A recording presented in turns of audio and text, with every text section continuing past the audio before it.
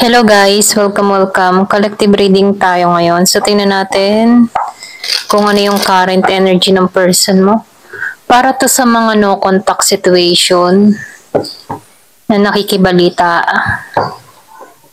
sa kanilang mga person. Be open-minded po, hindi po halos lahat makaresonate. Thank you nga po pala sa mga nagsusubscribe, sa mga bumabalik. Maraming pong salamat. Give it the message for collective.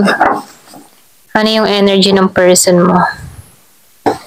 Give it the message for collective. Ano yung energy ng person mo?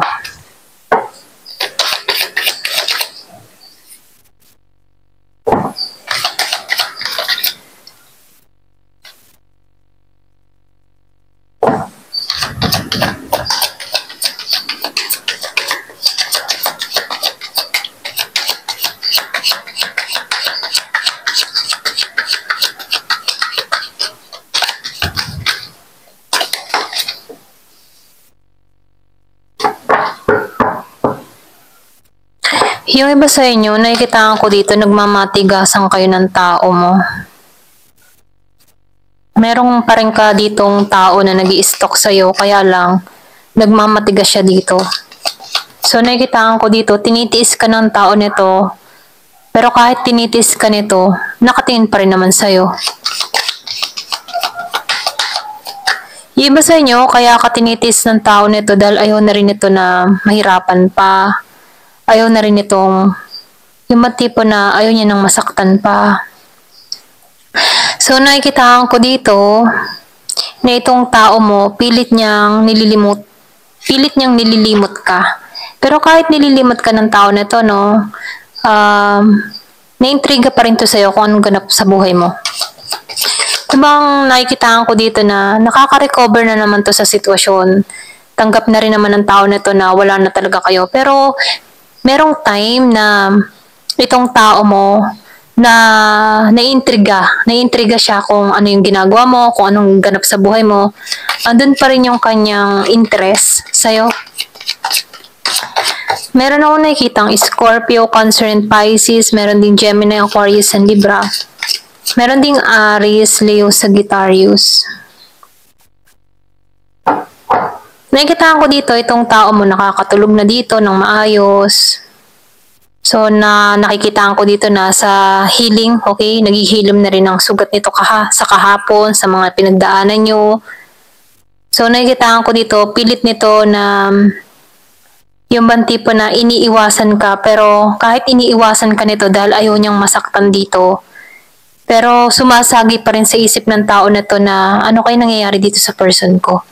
So, itong tao mo na nakatingin pa rin sa'yo, okay? Ito lang nakikita ko dito. Yung iba sa inyo, wala tong lakas na humarap sa'yo. Wala siyang, lalo na sa personal, wala siyang lakas na makipagkita sa'yo dito. Ito lang nakikita ko dito. So, nakikita ko rin dito, itong tao mo, pilit niya binabangon yung sarili niya dito para makalimot sa nakaraan. So, nafe-feel ko rin dito, no, yung iba sa inyo, meron kang tao dito na meron siyang mabigat na responsibilidad. So, nakikitaan ko dito, maraming nakaako sa kanyang mga balikat. Ito lang nakikita ko, marami siyang bigat na responsibilidad. Pwedeng kanyang magulang, kanyang kapatid. So, pwedeng breadwinner pa rin tong tao mo. So, nakikitaan ko dito, tinutulungan pa rin niya yung kanyang family. Okay? Maliban sa'yo, meron pa tong pumupukaw ng attention. Ito lang yung nakikita ko dito. So, nakikita ko dito, siya yung inaasahan dito ng family.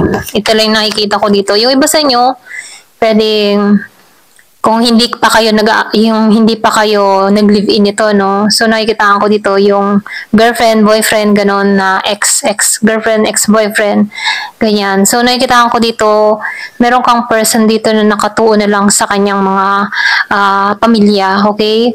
So, nakikita ko dito, pilit ka nitong nililimot at inuuna niya na lang muna yung kanyang magulang, kapatid, makatulong. So, nakikita ko dito, mabigat yung kanyang responsibilidad na dinadala. Yung iba, ito lang nakikita ko. Meron akong nakikita dito, Aries, Leo Sagittarius.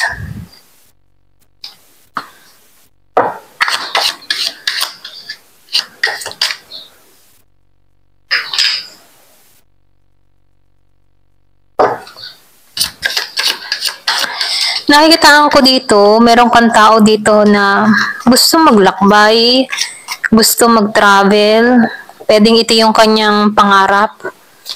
Gusto niya mga ibang bansa, gusto niyang tuparin yung kanyang mga pangarap dito. Yung iba sa inyo, may ganun kang tao. So nakikitaan ko dito, meron ditong pag-alis. Yung iba sa inyo, busy tong tao mo sa pag-apply sa ibang bansa, or pwede ring busy siya sa pag-aasikaso ng kanyang mga papers. So nakikitaan ko dito, may pag-alis na gagawin tong tao mo.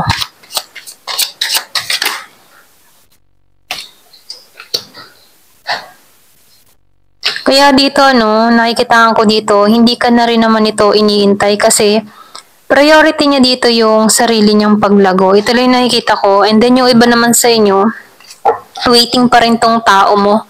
Okay, meron tong apply ibang bansa, or pwede rin sabihin meron kang kadiling dito na nasa ibang bansa. Waiting siya dito sa pag-uwi, ganon. Ito lang nakikita ko dito. So, nakikitaan ko rin dito, yung iba sa inyo, yung tao mo, nawawala na yung passion niya sa'yo. Okay? Ito lang nakikita ko. Kumaga, pwede rin sabihin kung gaano ka kailap sa tao na to, ganun din yung kanyang nararamdaman dito. So, nafe-feel ko dito yung reflection, kung gaano ka kailap sa tao na to, ganun din siya. So, nakikita ko dito yung mirroring, halimbawa, ayaw na ayaw mo dito sa tao na to, ganun din yung reply niya, ayaw na ayaw niya sa'yo.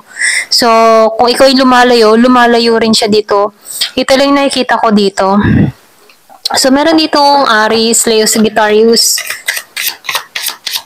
Pero may time na pumapasok pa rin ikaw sa isipan ng tao na to.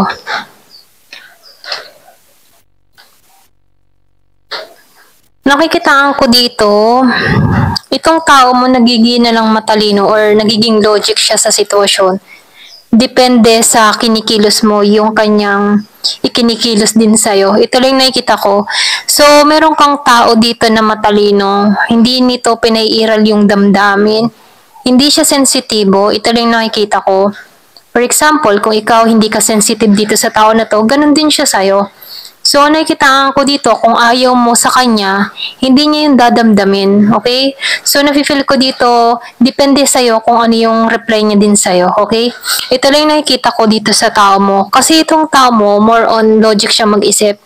Hindi nito pinairal yung damdamin. Kasi alam ng tao mo na kung papairalin niya yung damdamin niya dito, magiging siyang mahina, okay? So, ngayon, itong tao mo, nagiging lang matalino sa sitwasyon.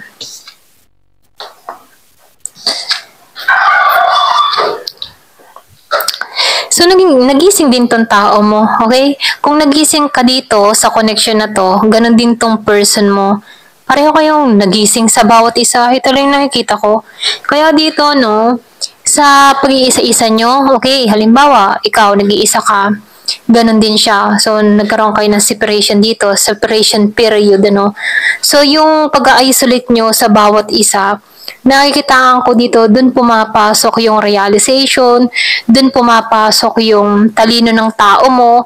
So, nakikitaan ko dito sa pag-iisa nyo, dun yan nauunawaan yung sitwasyon na kinakaharap nyo. Okay? So, nakikitaan ko dito, nagigilang siyang balance. Ayaw niya kasi na malugmok siya. Ayaw niya din dito na yung bang mawala. Okay? Kahabol sa'yo. Ayun ang ganun. So, nakikitaan ko dito, nagigilang din matalino tong tao mo. Kung ayaw mo, ayaw din niya. Ganun. So, nakikitaan ko dito, meron kang tao na practical, then logic din siya. Ito lang nakikita ko. So, meron ako nakikitang Virgo.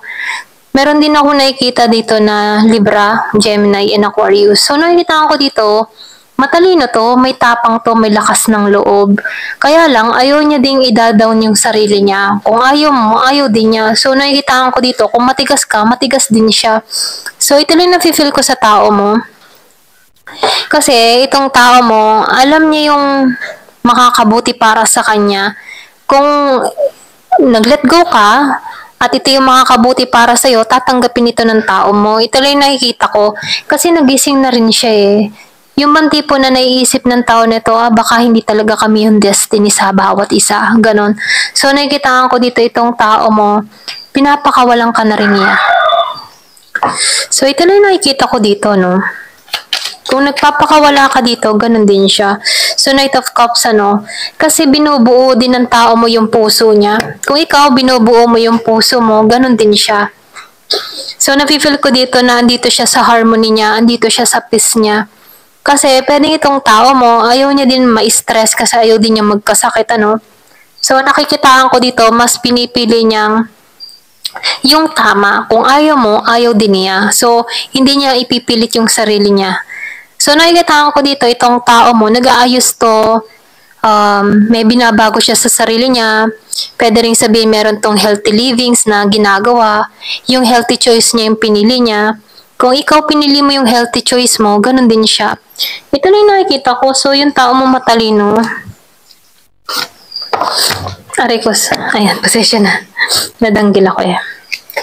Give me the message.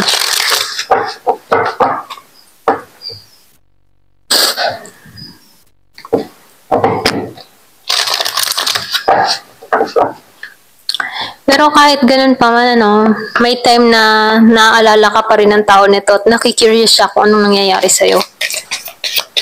Yung bang intriga lang siya. Ganun.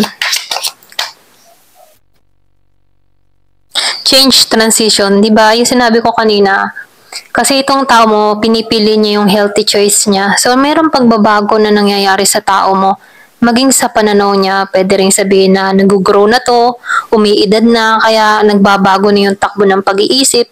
So, nakikita ko dito na merong pagbabago na ginagawa tong tao mo para sa ikabubuti niya. Excuse me po.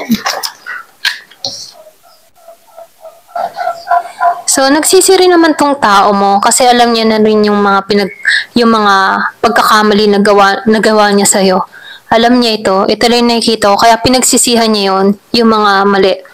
Kaya dito, pilit siyang nagbabago, pilit niyang inaayos yung sarili niya. Kaya lang itong tao mo, kahit magsisi siya na magsisi dito, kung ikaw mismo yung bumitaw na, hindi niya na rin to ipipilit pa. Ganun yung mindset ng tao mo, So, nakikitaan ko dito, mas pinipili niya na lang yung healthy choice. Yung palayain ka, at tanggapin niya yung sitwasyon. So, meron ditong reconciliation. Gusto rin ng tao nito na magkita kayo. Gusto niyang ayusin. Gusto niyang i-rebuild muli yung connection. Kasi, itong tao mo, kaya ito, nakikurious siya dito, meron pa rin siyang konti pagtatangi. Kung papayag ka sa kanya, okay ang lahat, ganon. Okay, so nakikitaan ko dito na yung kanyang response sa'yo, depende sa kinikilos mo sa kanya. Si relationship connecting. So, ikaw yung nais nitong makarelasyon, ikaw yung nais niyang makonekta, okay? Ito yung nakikita ko dito. So, yung iba sa inyo, andun pa rin yung nararamdaman, okay? Yung iba, andun pa rin yung init, andun pa rin yung passion, or pwede rin sabihin, ninanais ka pa rin ng tao na to, inaasam-asam ka pa rin niya dito. Ayun, kaya lang hanggang pag-iisip lang ito. Ito lang nakikita ko hanggang sa, yung bang tipo na hanggang gusto niya dito na meron pang maganap sa inyo, nakikitaan ko dito, andun pa rin yung passion na nararamdaman ng tao mo sa'yo. Hindi nawala. Ayan. Yung iba sa inyo meron kang kaaway, meron ditong galit, pwedeng merong sumabotahe sa connection nyo. Yung iba sa inyo meron kang kalaban dito. Ito lang nakikita ko. Merong babae. Kaya sinasabihan ka dito, watch your back. Pwede rin sinasabihan ka dito, pinag-iingat ka. Kasi itong tao mo, andun pa rin yung romance feeling niya pagdating sa'yo. Hindi nawala. Ito lang yung nakikita ko. Pwede yung iba sa inyo, obsessed pa rin. Ayan, yung iba, hindi halos lahat. Ito lang yung nakikita ko dito. So, sinasabihan ka lang dito, mag-ingat ka, huwag ka basta-basta magtitiwala. May kaaway ka, may kalabang ka dito. So, meron ditong galit sa'yo. Ayan, ito lang yung nakikita ko. Ayan, hanggang dito na lamang po. Thank you for watching. Love and peace.